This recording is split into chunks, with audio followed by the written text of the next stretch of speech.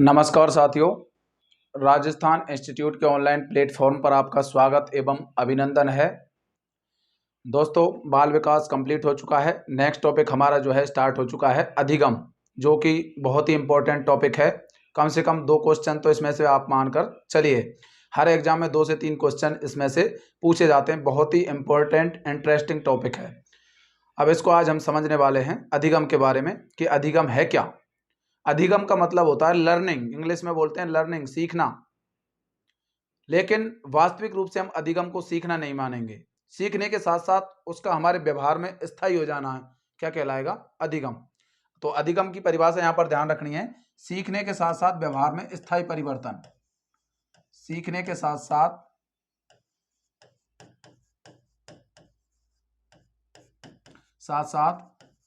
व्यवहार में स्थायी परिवर्तन, स्थायी रूप से परिवर्तन हो जाना। सीखने के साथ साथ व्यवहार में वो चीज हमारे स्थायी हो जाना क्या कहलाता है? अधिगम या लर्निंग कहलाता है। तो अधिगम शब्द का मतलब क्या है, आपको ध्यान रखना है। सीखना, सीखना भी कैसा? जो कि हमारे व्यवहार में स्थायी हो जाए। तो ये आपको ध्यान रखना है, अधिगम होता है। अधिगम के बारे में जो है यहाँ पर मैं बता देता हूँ आपको। कुछ मनोवैज्ञानिकों ने यहाँ पर परिभाषा दी है। तो सबसे पहले मैं यहाँ पर बात करने वाला हूँ सार्टेन के बारे में। देखिए सार्टेन ने क्या बताया है कि प्रतिदिन होने वाले नए नए अनुभवों के कारण हमारे व्यवहार में आने वाले स्थायी परिवर्तन, मतलब रोज रोज हमारे व्यवहार में जो अनुभव हम ग्रहण करते हैं, उन अनुभवों के कारण हमारे व्यवहार में स्थायी परिवर्तन हो जाता है। उस स्थायी परिवर्तन को हम क्या कह देते हैं? यहाँ पर अधिगम कह देते हैं।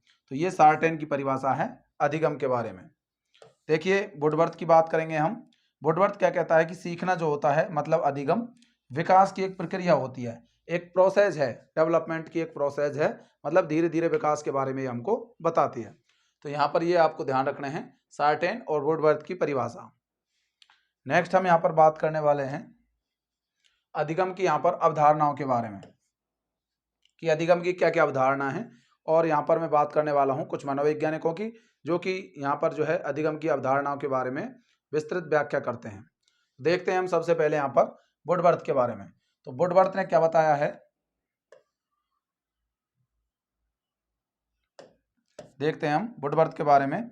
तो वुडवर्थ ने यहाँ पर बताया है कि नवीन ज्ञान एवं प्रतिक्रियाओं को अर्जित करना ही क्या कहलाता है? अधिगम कहलाता है। नए ज्ञान को ग्रहण करना, नई रिएक्शंस को अर्जित करना, एक्वायर्ड करना क्या कहलाता है? यहाँ पर अधिगम या लर्निंग कहलाता है। तो ये यहाँ पर वुडवर्थ ने बताई है अधिगम की अवधारणा। दूसरी हम बात करेंगे, गिलफोर्ड ने क्या बताया है कि व्यवहार के कारण व्यवहार में आने वाले स्थायी परिवर्तन, व्यवहार के कारण व्यवहार में आने वाले स्थायी परिवर्तन को क्या कहा जाता है? यहाँ पर अधिगम कह देते हैं। तो व्यवहार के कारण व्यवहार में बात करिए किसने? गिलफोर्ड ने। तो ये आपको ध्यान रखना है। नेक्स्ट यहाँ पर है स्किनर कहता है कि व्यवहार में उत्तरोत्तर अनुकूलन ही क्या कहलाता है? यहाँ पर अधिगम कहलाता है। उत्तरोत्तर अनुकूलन का मतलब परिस्थिति के हिसाब से अनुकूलन होना। जैसी परिस्थिति हो उसी हिसाब से उसमें एडेप्टेशन हो, अनुकूलन हो, तो उसे हम कहेंगे यहाँ पर अधिगम। तो ये परिभाषा दी गई स्किनर के द्वारा। तो ये अधिगम से रिलेटेड कुछ परिभाषाएं हैं। नेक्स्ट यहाँ पर मैं बात करता हूँ क्रो एंड क्रो की। क्रो एंड क्रो ने क्या बताया कि नया ज्ञान, आदत एवं अभिवृत्तियों का अर्जन मतलब ग्रहण करना, अभिवृत्तियों का अर्जन ही क्या कहलाता है? यहाँ पर अधिगम कहलाता है। तो ये आपको ध्यान रखना है। नया ज्ञान, ये शब्द पकड़ने हैं आपको। नवीन ज्ञान, आदत और अभिवृत्ति, नवीन ज्ञान, आदत और अभिवृत्ति, इनको अर्जित करना क्या कहलाता है? यहाँ पर क्रो एंड क्रो के अनुसार अधिगम कहलाता है। नेक्स्ट परिभाषा है जो कि बहुत ही इंपॉर्टेंट है, ये एग्जाम में कई बार यहाँ पर पूछी जा चुकी है। गेट्स और उसके साथी, गेट्स और उसके साथियों ने यह परिभाषा दी है कि अनुभव मतलब एक्सपीरियंस, प्रशिक्षण का मतलब ट्रेनिंग। तो अनुभव और प्रशिक्षण के द्वारा व्यवहार में आने वाला स्थायी उन्नयन का मतलब व्यवहार में स्थायी वृद्धि होना, उन्नयन होना, ग्रोथ होना। तो व्यवहार में जो हमारी स्थायी वृद्धि हो रही है उसको अधिगम किसने कहा था? गेट्स और उसके साथियों ने। तो अनुभव और प्रशिक्षण के द्वारा व्यवहार में आने वाले स्थायी उन्नयन को ही क्या कहा जाता है? अधिगम कह देते हैं, गेट्स एवं साथी के अनुसार, गेट्स और उसके साथियों के अनुसार। अब मैं यहाँ पर बात करने वाला हूं अधिगम की कुछ महत्वपूर्ण विशेषताएं हैं जो कि आपसे यहाँ पर एग्जाम में पूछी जा सकती हैं। तो यहाँ पर सबसे पहले मैं बात कर रहा हूँ यहाँ पर अधिगम में जो है, अधिगम जो है यहाँ पर अनुभवों का एक परिणाम माना जाता है। बहुत सारे एक्सपीरियंस के द्वारा ही हम कोई चीज़ को सीखते हैं, तो हम कह सकते हैं कि अधिगम अनुभवों का परिणाम है, रिजल्ट है। दूसरा यहाँ पर हम देखेंगे कि अधिगम जो है सदैव अर्जित व्यवहार होता है। मतलब अधिगम जो हम करते हैं वो जो है एक्वायर्ड करते हैं। अधिगम किसी में जन्मजात नहीं होता है। अधिगम का मतलब होता है व्यवहार में स्थायी परिवर्तन, कोई चीज को सीख करके। तो ये हमारे वातावरण से हमको अर्जित किया जाता है। तीसरा पॉइंट यहाँ पर हम देखने वाले हैं, नेक्स्ट है यहाँ पर अधिगम जो है एक प्रकार से सीखना होता है, एक प्रकार का सीखना होता है, लर्निंग होता है अधिगम का मतलब। नेक्स्ट यहाँ पर देखेंगे अधिगम जो है सार्वभौमिक है, यूनिवर्सल है, हर व्यक्ति में अधिगम होता है। तो ये आपको ध्यान रखना है, ये व्यक्ति विशेष में नहीं होता है, सार्वभौमिक है, सभी में होता है। नेक्स्ट पॉइंट है अधिगम कार्य एवं परिणाम है। अधिगम एक कार्य है और परिणाम भी होता है, रिजल्ट भी है। ठीक है, तो ये पॉइंट आपको ध्यान रखना है। नेक्स्ट है यहाँ पर अधिगम उत्पादन है, प्रोडक्शन है। अधिगम के द्वारा हम बहुत सारी चीजों का निर्माण कर लेते हैं, सीख सीख करके, लर्निंग करके, तो इसको हम प्रोडक्शन कह सकते हैं। अनुभव जो है यहाँ पर अनुभवों का एक संगठन है, बहुत सारे एक्सपीरियंसों का जो है ऑर्गेनाइजेशन होता है। अधिगम बहुत सारी चीजों को हम कलेक्ट करते जाते हैं, तब हमारे व्यवहार में स्थायी परिवर्तन होते हैं। तो ये अनुभव आपको ध्यान रखना है, अनुभवों का संगठन भी क्या होता है, अधिगम होता है।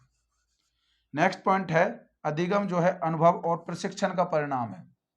बहुत सारे एक्सपीरियंस और ट्रेनिंग, इनका रिजल्ट क्या होता है, अधिगम होता है। नेक्स्ट है यहाँ पर अधिगम आदतों के निर्माण की एक प्रक्रिया है।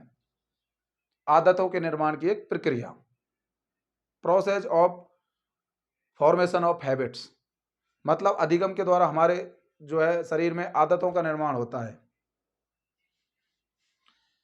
अधिगम यहाँ पर जो है व्यवहार में एक परिवर्तन होता है। अधिगम के द्वारा ही हमारे व्यवहार में, बिहेवियर में चेंजेज होते हैं, व्यवहार में परिवर्तन होते हैं।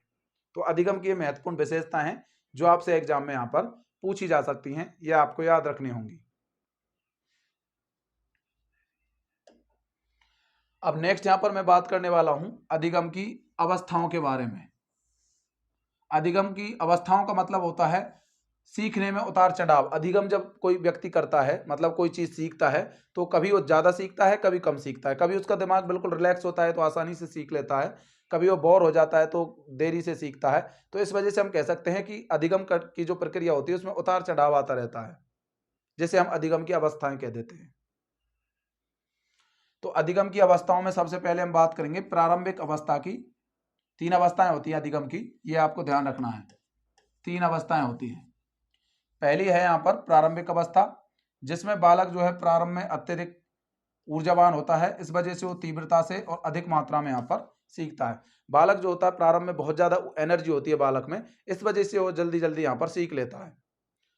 लेकिन मध्य अवस्था जब आती है तो बालक जो है सीखने के दौरान बालक में थकान आने लग जाती है, बालक आलस्य करने लग जाता है, तथा उसके साथ साथ सीखने की गति क्या हो जाती है, मंद। क्योंकि लगातार जब बालक सीखता है तो धीरे धीरे उसमें थकान भी आएगी, आलस्य भी आएगा, और सीखने की प्रक्रिया फिर बाद में मध्यम हो जाती है, मंद हो जाती है।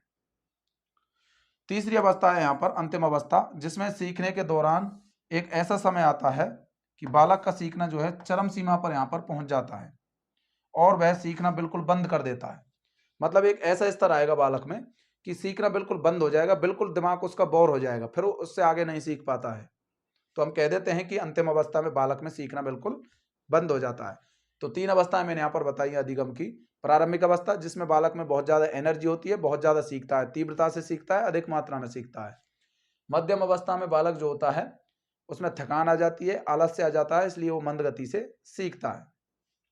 तीसरी अवस्था है अंतिम अवस्था, जिसमें बालक में जो है सीखना बिल्कुल बंद हो जाए, तो उसको कहेंगे हम अंतिम अवस्था। तो 3 अवस्थाएं अधिगम की हैं, प्रारंभिक अवस्था, मध्यम अवस्था और यहाँ पर अंतिम अवस्था। तो ये 3 अवस्थाएं आपको यहाँ पर ध्यान रखनी होंगी। अब देखिए मैंने यहाँ पर नोट लगा करके लिख रखा है, जो कि आपसे एग्जाम में पूछा जा सकता है कि सीखने की जो अवस्थाएं जो बनती हैं वो सार्वभौमिक नहीं होती हैं, यूनिवर्सल नहीं है। थॉर्नडाइक ने बताई ये बात, स्किनर ने बताई और गेट्स ने बताई। थॉर्नडाइक, स्किनर और गेट्स के अनुसार सीखने की जो अवस्थाएं बनती हैं किसी भी बच्चे में, तो वो सार्वभौमिक नहीं होती हैं, यूनिवर्सल नहीं होती हैं। ये आपको ध्यान रखना है। अब देखिए साथियों, आज हम जो है यहाँ पर बात करने वाला हूं मैं अधिगम के पठार के बारे में। अधिगम का पठार क्या होता है, ये भी आपसे एग्जाम में पूछे जाते हैं, आपके सिलेबस में ये है, अधिगम के पठार क्या हैं। अधिगम के पठार का मतलब होता है यहाँ पर सीखने की प्रक्रिया जब बिल्कुल बंद हो जाती है, तो इसका मतलब वहां पर रुकावट आ गई, तो अधिगम का पठार बन गया। जैसे हम जानेंगे यहाँ पर सबसे पहले ग्राफ के माध्यम से। तो फर्स्ट में यहाँ पर मैंने लिख रखा है कि बच्चा सीख रहा है। प्रारंभ में बालक जो है तेज गति से सीखता है, उसके पश्चात बालक में थकान, आलस्य आ जाता है, सीखना बिल्कुल यहाँ पर बंद हो गया। उसके पश्चात जो यहाँ पर दोबारा से सीखना जो है बालक पुनः प्रारंभ कर देता है। तो यहाँ पर 3 अवस्थाएं बन गई। पहली जो थी यहाँ पर सीख रहा था, दूसरी में सीखना बालक ने बिल्कुल बंद कर दिया, और जो तीसरी अवस्था थी उसमें पुनः सीखना प्रारंभ कर दिया था। मतलब 2 सीखने की अवस्थाओं के बीच में रुकावट आ रही है, मतलब अधिगम का पठार बन रहा है यहाँ पर। जैसे कि दोबारा आपको समझा देता हूँ। प्रारंभ में बालक तेज गति से सीखता है, बाद में उसमें सीखना बंद हो गया, और उसके पश्चात जो है बाद में फिर पुनः सीखना प्रारंभ कर दे। तो यहाँ पर जो है ये सीखना यहाँ पर बंद हो गया था, लर्निंग बंद हो गई थी। यहाँ भी सीख रहा था बालक और वहां पुनः सीखना प्रारंभ किया था, पुनः सीखना प्रारंभ। इस वजह से मैं कह सकता हूं कि इधर भी सीखना और इधर भी सीखना, 2 सीखने की अवस्थाओं के बीच में जो रुकावट आ रही है यहाँ पर, उसे ही हम क्या कह देते हैं, अधिगम का पठार। ये आपको ध्यान रखना है। तो अधिगम का पठार का मतलब आप समझ गए होंगे, 2 सीखने की अवस्थाओं के बीच में रुकावट आना अधिगम का पठार कहलाता है। 2 सीखने की अवस्थाओं के बीच आने वाली रुकावट या फिर बाधा को ही हम क्या कह देते हैं, अधिगम का पठार कहते हैं।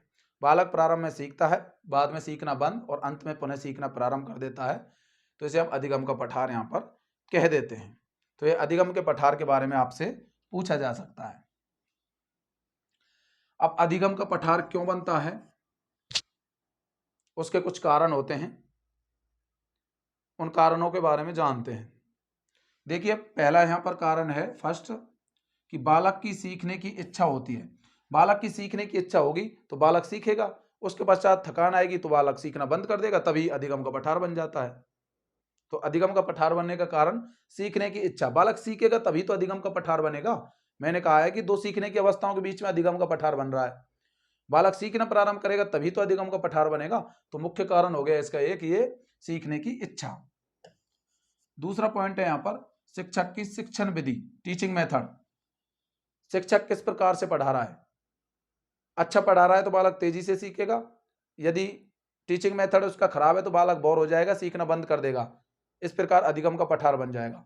तो शिक्षक की शिक्षण विधि भी यहाँ पर जो है अधिगम के पठार का निर्माण में जिम्मेदार है। नेक्स्ट पॉइंट है यहाँ पर विषय वस्तु की प्रकृति या फिर जटिलता, अर्थात कोई सब्जेक्ट, कोई विषय वस्तु टफ है तो बालक बहुत देरी से सीखता है, मंद गति से सीखता है, या फिर सीखना बंद कर देता है, तो अधिगम का पठार बनेगा जब सीखना बंद हो जाएगा। तो ये भी आपको ध्यान रखना है। थकान भी यहाँ पर अधिगम का पठार का मुख्य कारण है, क्योंकि बालक प्रारंभ में तेज गति से सीखेगा, बाद में थकान आएगी तो सीखना बंद कर देगा, उसके पश्चात पुनः सीखना प्रारंभ कर देगा। तो इसका मतलब थकान का भी यहाँ पर रोल है अधिगम में, अधिगम के पठार के निर्माण में।